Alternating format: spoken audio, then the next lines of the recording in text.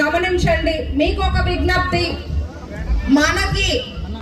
మన పార్టీలో మన నాయకులకి చాలా బలం ఉంది, మన కార్యకర్తలకి మంచి అంకిత భావం ఉంది, మన పార్టీకి ప్రజల్లో ఆదరణ ఉంది.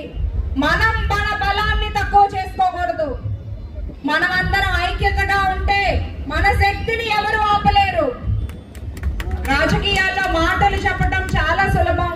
నేను మాటలు చెప్పడానికి రాజకీయాల్లోకి రాలేదు, ప్రజల పక్షాన నిలబడడానికి రాజకీయాల్లోకి వచ్చాను, ప్రజలతో కలిసి నడవడానికి రాజకీయాల్లోకి వచ్చాను.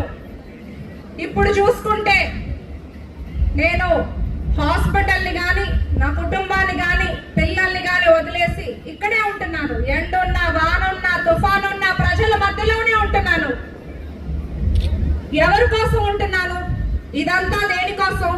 పదవి కోసం కాదు, పవర్ కోసం